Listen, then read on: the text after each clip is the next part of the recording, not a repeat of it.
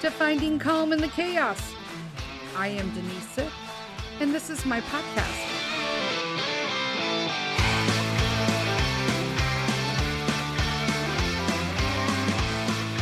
Hey, everybody, it's Denise Sith. Welcome to another episode of Finding Calm in the Chaos. Happy Wednesday. Oh my gosh. Okay, so where has the time went, dudes? We're like, literally, we're in the third week of July. Christmas is coming. Oh my gosh. Anyway, so the kiddos are going to be going back to school soon. And I actually started getting all of my ducks in a row with respects to, of course, my little search to basically find my emotional well-being, right? How I'm like really stuck on my well-being and a holistic approach and a practical approach as well to just be living a healthier and more fulfilling life by basically prioritizing my own self-care. And this includes, right, kind of developing this resistance against like negative emotions. I'm starting to get sleep again, laughing more. And so I was scrolling around on Instagram and I was looking for something specific. And I was scrolling. I'm like, oh, I found something else. And then I'm like, wait, this actually works more. And so I wanted to kind of like go through it with you guys. And I totally encourage you guys to seek it out. And there's like books and his foundation. But I found Deepak Chopra's 7 Pillars of Life. And I went through this in the past, and I'll be honest with you, I was not in a proper place because I thought it was all BS. I'm going to be honest with you. And so I started to go through it again. And then I realized that, you know what? I kind of like feel that I am in a position for this. So I started following his podcast again. And I find his voice like very soothing. I know some people have said that about me, and I'm like, I don't see it. And I don't see that Mr. Sith sees it either. But anyway, I wanted to discuss just really briefly the 7 Pillars of Life. I really like this, and I do think that the more people talk about this stuff, the more people start doing them, the better people feel. When people are feeling better, they're nicer, they're kinder, and we start creating a better world. And again, we can do that one person at a time. I know a lot of people don't think you can make changes because it's just you, but I absolutely disagree with that. I feel that like this, it makes this snowball effect. And in turn, boom, you get to start making a better world. So he has these 7 pillars, and I have little notes here, guys, so just bear with me. The 7 pillars of life are movement, sleep, mindfulness, emotional regulation, nutrition, relationships, and laughter, which I loved because I'm telling you, unless you have been out with a bunch of girlfriends and laughed your butts off so hard that you were crying and almost peeing in your pants, and then the ride home, you felt like $1 trillion because it released all of that stress that you had been carrying into that girlfriend date, I'm telling you, you ain't lived. That's why kids are always just like, when kids laugh, I feel like it just shows so much joy and emotion on their face. And I just love a good laugh with friends, period. Okay, so we're going to talk about these, and let's see. So the first one we're going to talk about is emotional regulation. So the little bullet points on this were like big picture thinking, deep breaths, and healthy outlets. Well, don't we all need those? Emotions pretty much are the most pressing that we have, right? We're all driven by emotions daily. I mean, good Lord. most of the time they controlled my life. But there's really your emotions. There isn't any doubt that your emotions dictate like actions, intentions, thoughts, all that stuff. But if you act too quickly on them, you risk making decisions that you're going to regret. Okay. Take it from my personal my personal experience. You make a ton of decisions that you regret. And then that's like a whole nother road you got to go down before you can get down the road if you just like shut up in the first place. Talking to myself. So he states that you could practice regulating your emotions with like his little tips, seeing the bigger picture, that everything in your life serves a higher purpose in the midst of an upsetting event, right? You need to trust that there's like an ultimate purpose. And I don't think I could really see that in the past, but I do see that potential now. Try not to react immediately. Take deep breaths for 5 minutes. That's a long time when you're mad, people. Okay. Feel your muscles relax and your heart rate slow down. So mine will be like 100. And remind yourself that it's going to pass. Okay. So I don't think I could sit if I'm pissed off for 5 minutes. I can maybe do a minute in a bathroom. So I don't break stuff. Just saying. I'm working on it. I'm a work in progress, people. It's a lifetime project I've committed to. Replace your thoughts. Okay. So negative emotions equal reoccurring negative thoughts. So when you're confronted with an emotion that's upsetting, force the negativity out of your mind and think happy thoughts. That actually works because I have done that. I'm a very imaginative person. So I'm really good at visualization, that kind of stuff. Like I am the queen of daydreamers. I could shut my eyes midday and take myself anywhere I need to go. Like I'm all in. Just sometimes I am using that now, that ability to escape and give myself a rest and calm. So yeah, I mean, just got an idea here.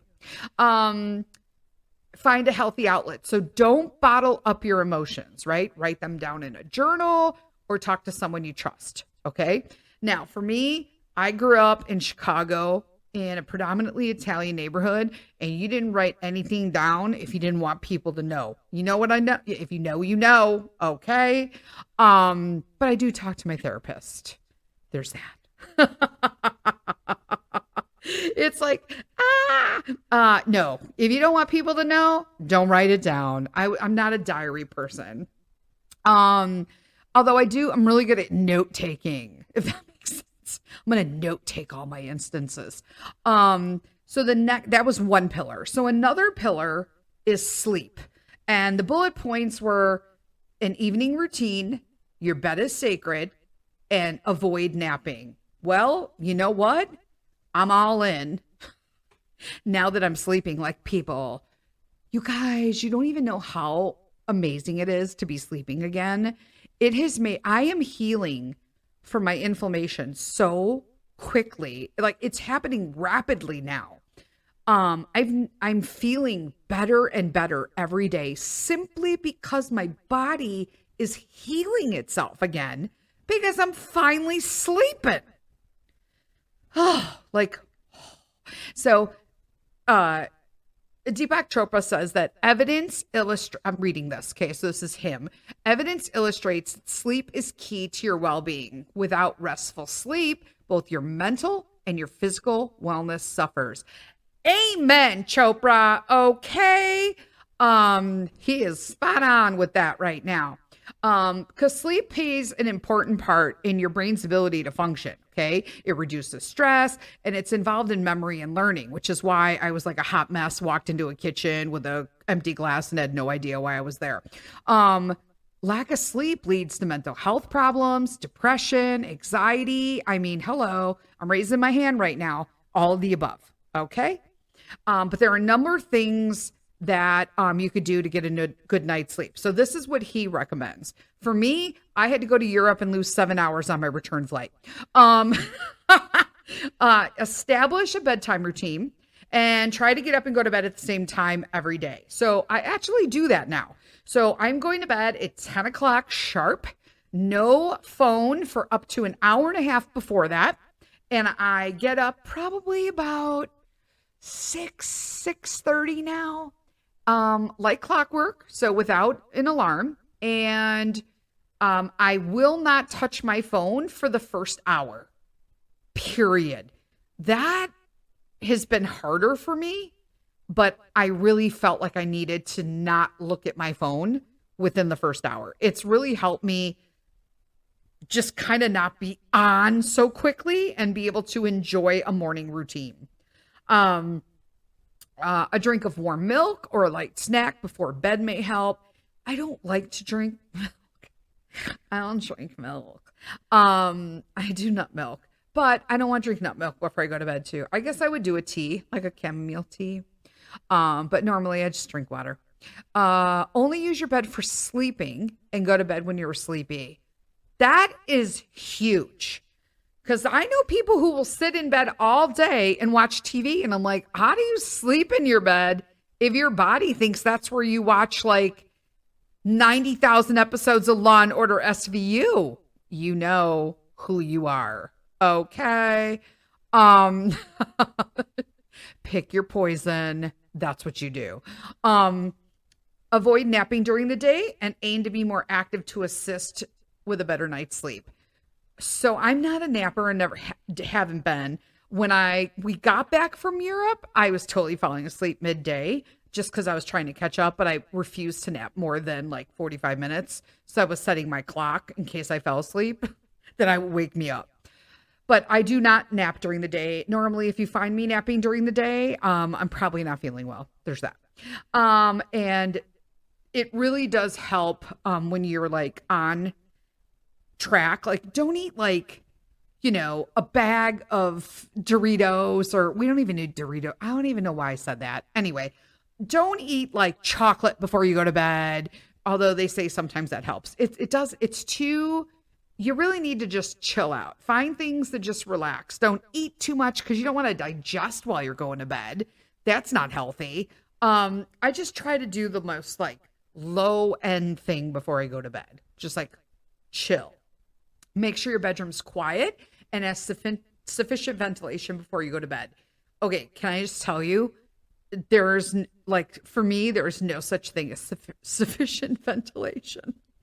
I have a ceiling fan that's currently not working, and Mr. Sith has to either go up in the attic and check the electrical, or we need to call an electrician because I would prefer that that's on as well. Okay, so a ceiling fan, which currently isn't working.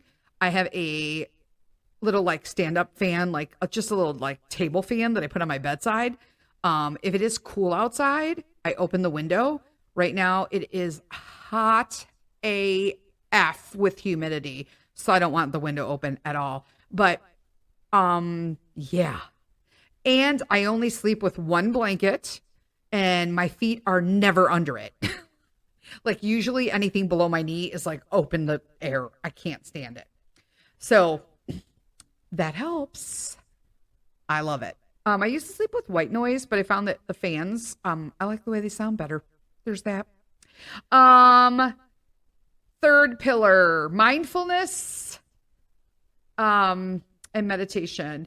So it says meditate daily, focus on your senses, and fight urges, right? So, I mean, this is what he says, okay?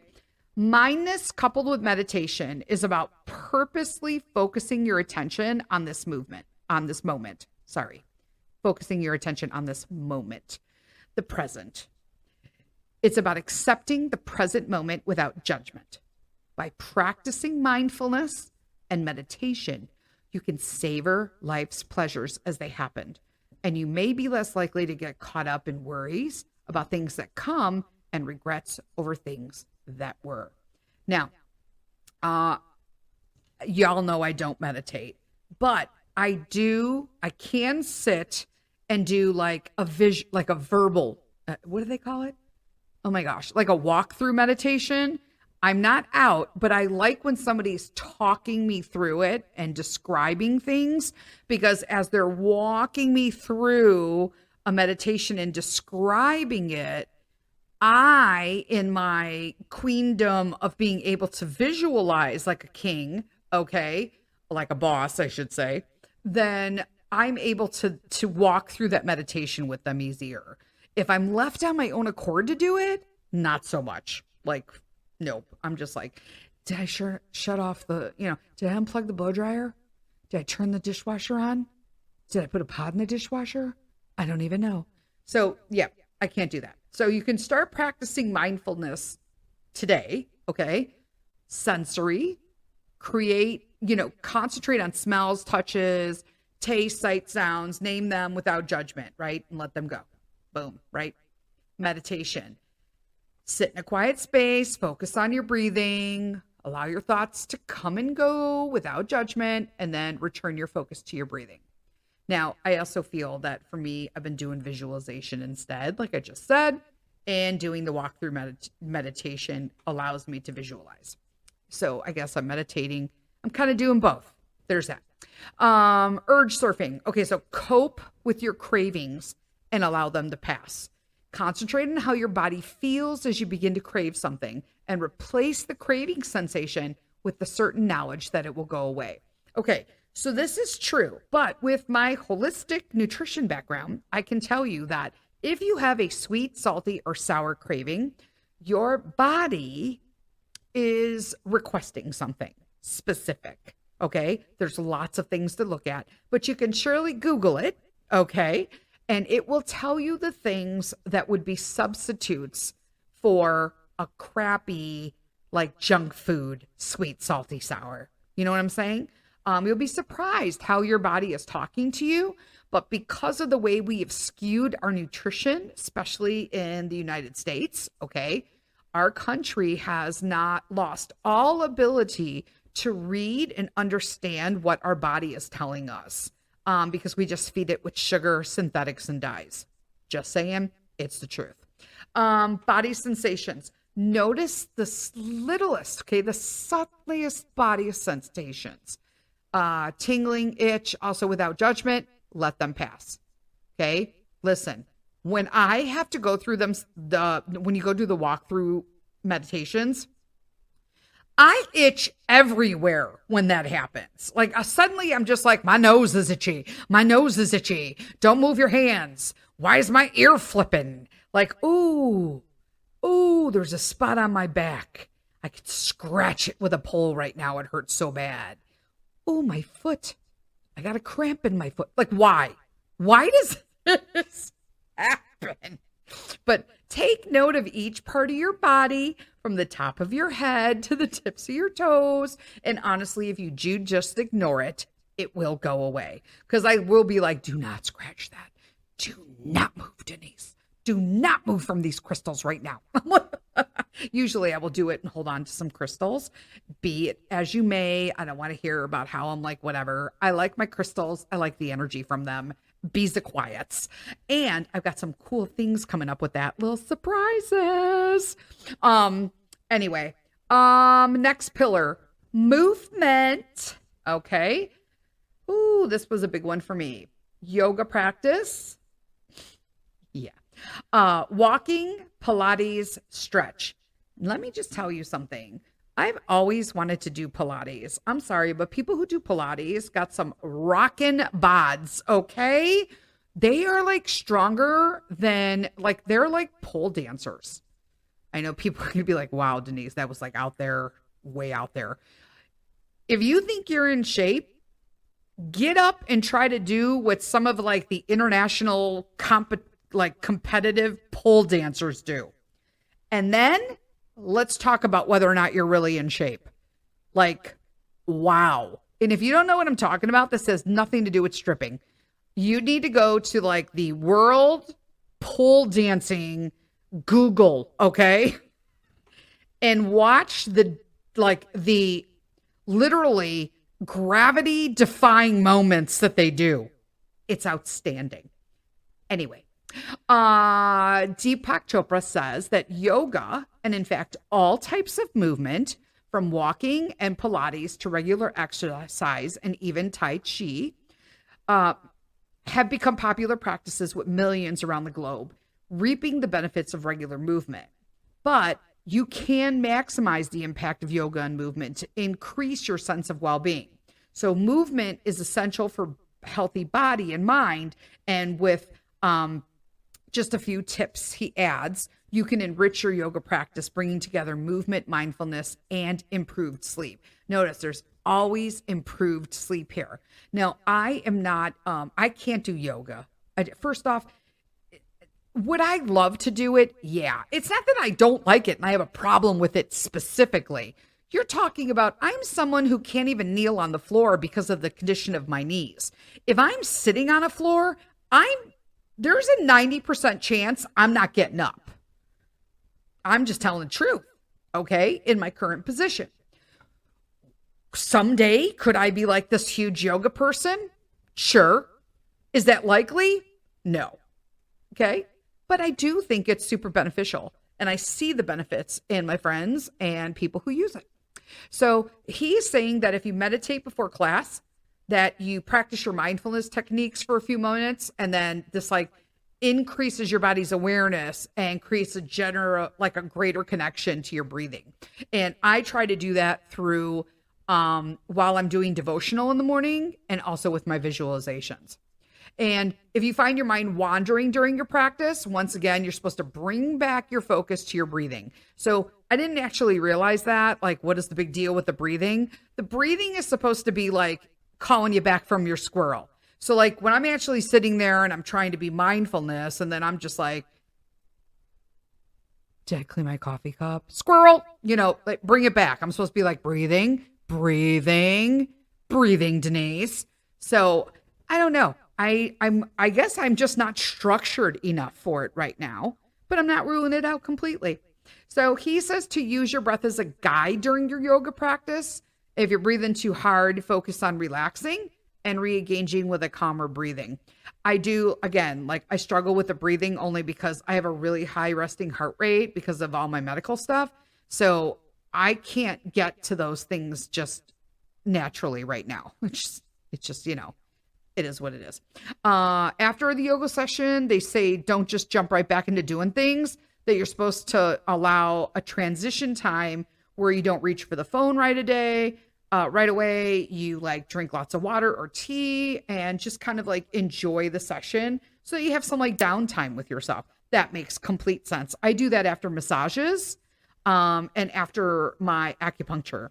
I really like to just take a moment to just like chill out and, just kind of be with me. And I'll literally just sit in the car and drink my water, and always drink water after you have any kind of mindfulness session, whether it be yoga or, acupuncture, massage, all of that. Just take a moment to just sit and drink lots of water. Your body needs to be just hydrated after that. We got about 3 more pillars. So let's take a quick break for our sponsor and then we'll jump right back in.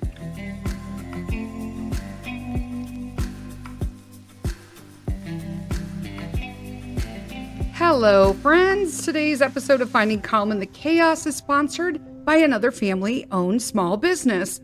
Dare Universe was founded by Rick and Janine Mason in 2022 after years of hashing around the idea of opening up their very own store that facilitates in helping you connect with your mind, body, and soul. Based out of Sanford, Florida, right here in the USA.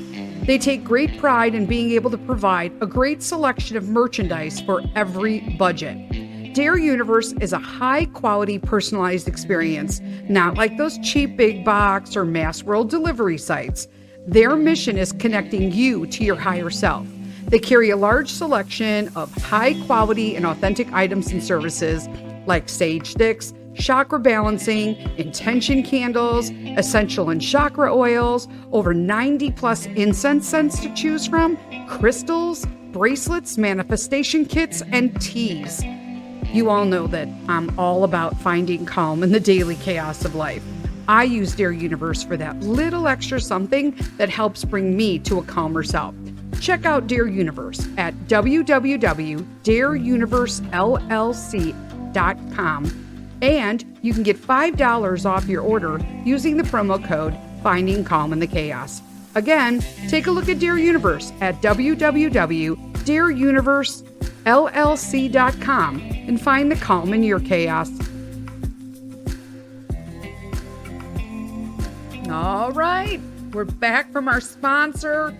We're talking today about Deepak Chopra's 7 Pillars of Life. And we are on nutrition, which is my favorite. And the bullet points were meal planning, fresh foods, reduce snacking. I will tell you, I'm not a snack fan. So I just never been, I don't know. I don't snack. I feel like it's a waste of time. I feel like if you're eating nourishing 3 meals a day, that even if you're snacking, and when I say snacking, I mean like I don't like have a bag of Doritos and sit down and go at it. I don't eat like a whole row of Oreos. I don't even like Oreos. I never have snack food in my house, like that junk snack. But you will always find nuts, especially pistachios, fruits. We always have nori chips, so we love seaweed chips. Peter loves them, and just little things like that. We don't have like dry things, protein bars. We have those. We do smoothies, stuff like that, juicing, but you just won't see we just don't shop in the junk aisle. We don't. And it's rare that I even go down the middle aisles when I do go to the grocery store. I stick to all the outsides, which is, if you live in America, everything on the outside of the bakery. I don't know how that's always shoved there, because that's always just junk food. But like your fresh meats, your fresh seafood, your fresh, fruits and vegetables are always going to be on the outside. So there you go. So Chopra says that there's a growing amount of research that shows that our well-being is influenced by our diet. Absolutely. Not only does a healthy diet protect against ailments, but shopping for and preparing healthy meals is an effective way to distract yourself and help you practice your mindfulness skill. Amen. Let me tell you, the people who struggle the hardest with eating right are people who order out, order in, go out, or eat junk food. And number one, a couple things have happened here. Number one, you have gotten yourself out of the rhythm of naturally making a meal for yourself, enjoying the process. And I know a lot of people don't like to cook, and that's not what I'm saying, okay?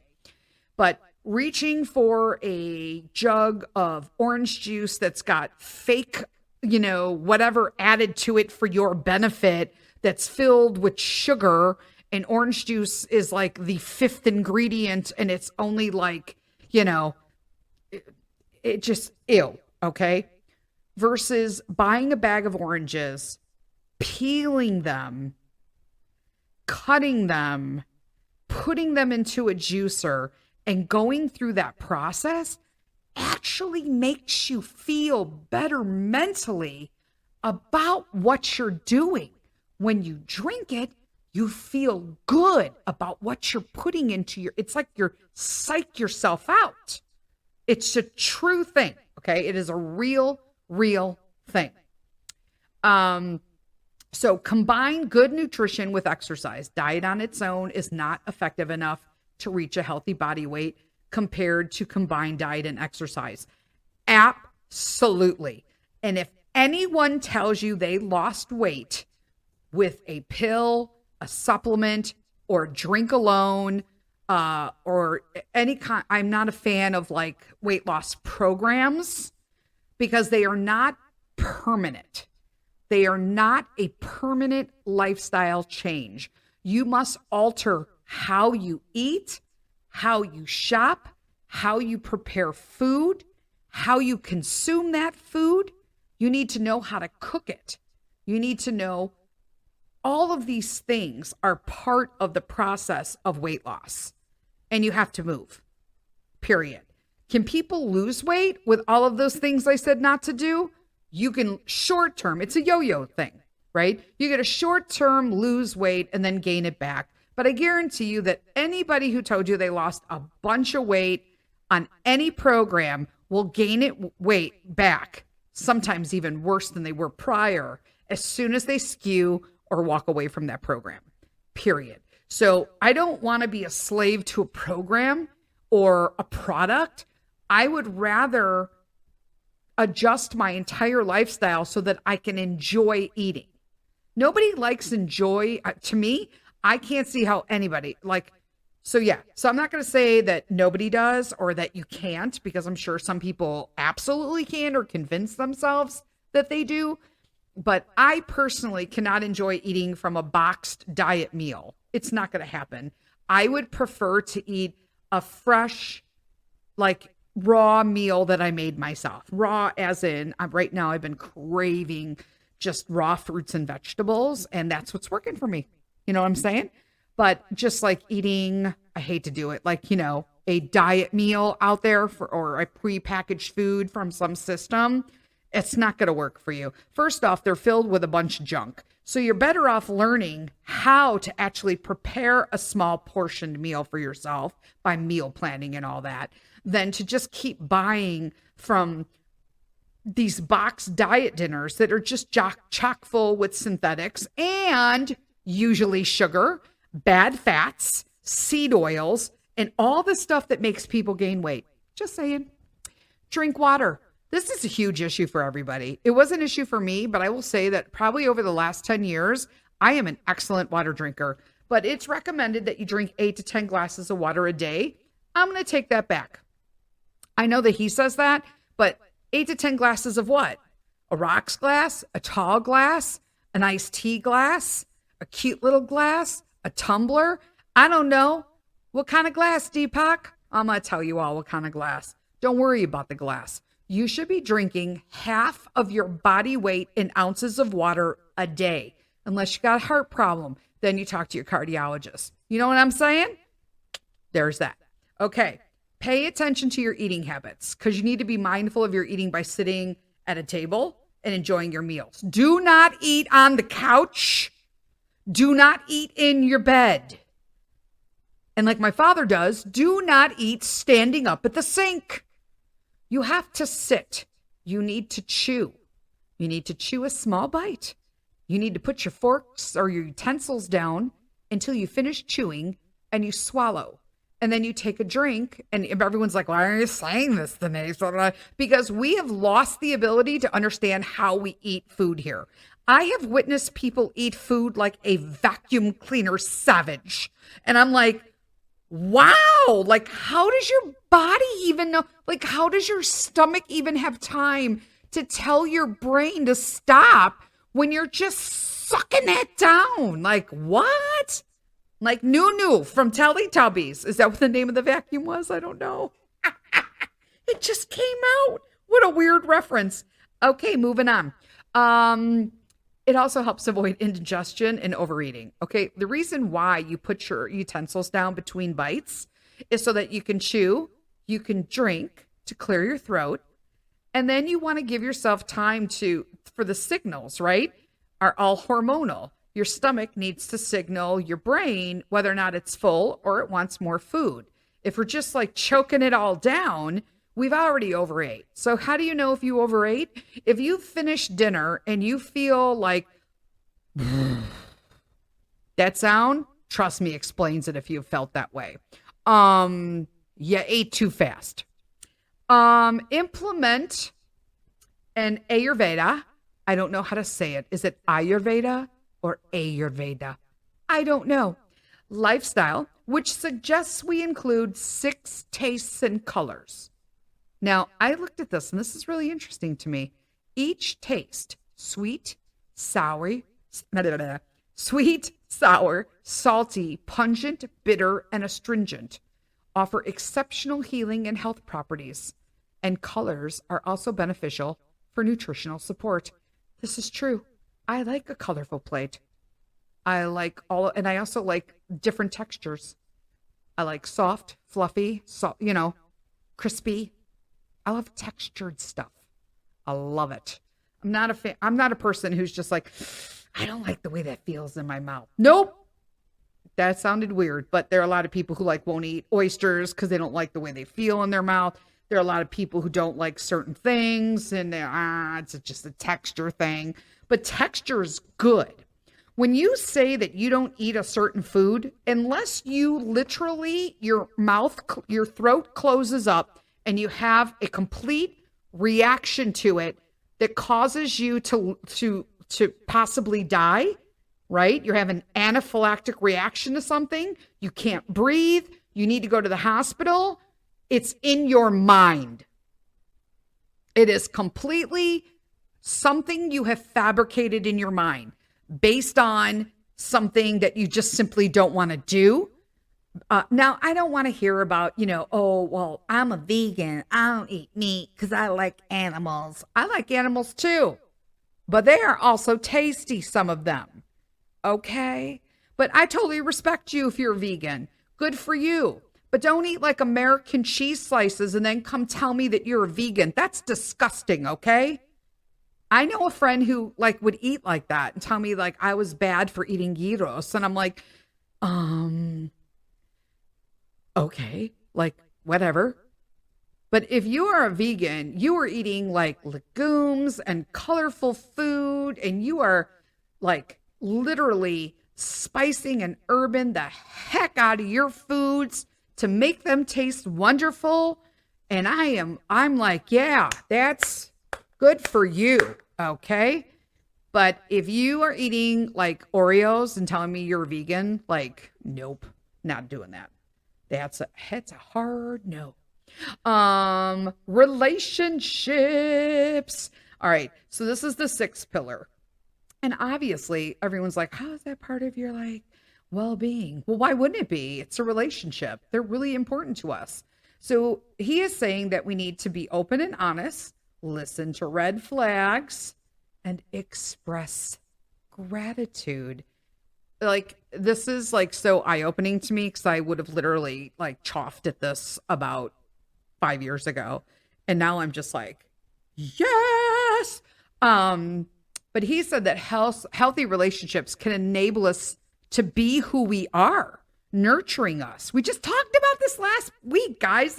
Whoa, right? I'm freaking out right now because this is all coming together and I didn't even mean it. But they help us grow. It's the little things. Healthy relationships reduce stress. And Deepak Chopra says they've been linked to overall improved well-being. Well, hell yeah, right? So to ensure that you're enjoying actual fulfilling relationships, be intentional. Think about the aspects of the relationship, your thoughts and feelings, and face the truth. If you're flinching away, okay, it's time to reconsider the relationship.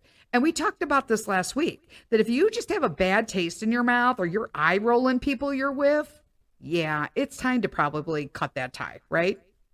Don't assume. A big danger of any relationship is assuming that the other person has the same thoughts and feelings as you, but we're all different.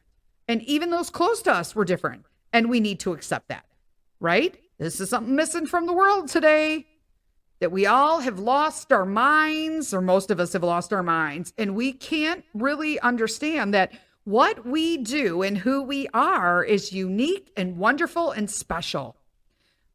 But you're not any more special than anyone else. Period. No one needs to know all about everything. You just need to just be you and be proud of you, but not shove it down everybody else's throat. You know what I'm saying? Sorry, had to go down there. Deepak did not say that. I did. Break down communication barriers. This will help with open and honest communication. If you don't feel comfortable telling your friends brutal honesty, but with kindness, there's a problem there. There's something that's creating a barrier. He says use tell culture. So that is a communication strategy where you practice being honest and open with people, lowering your barriers and allowing yourself to be vulnerable. Now, this is very hard for me, and I have done this, I would say, in the last 2 to 3 years, and it is scary AF to do it. But I have really narrowed my circle of friends down to a really what I call like an elite group of gals. Okay. I love them, but they're like an elite group of now I wish they all lived close to me, but most of them live out of state.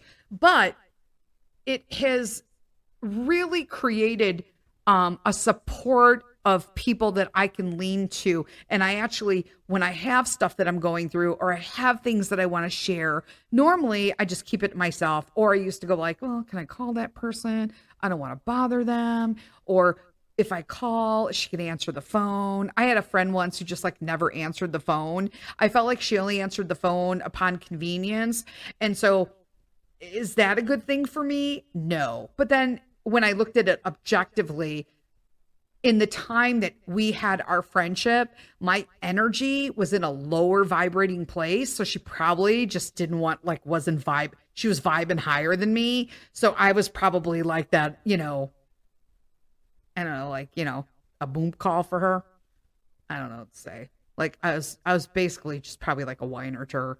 So I get it objectively looking back, but now I will reach out to those people and I know they're going to answer the phone. And if they don't answer the phone, I get the immediate text. I'm doing this. I'm doing that. Let's talk later. I'll call you when I'm unpacking, groceries, blah, blah, blah. And it's just a better feeling. Like I feel more comfortable. So the last pillar is my favorite. It's laughter. And it says laugh in the AM, smile often, and watch comedy. Heck yeah.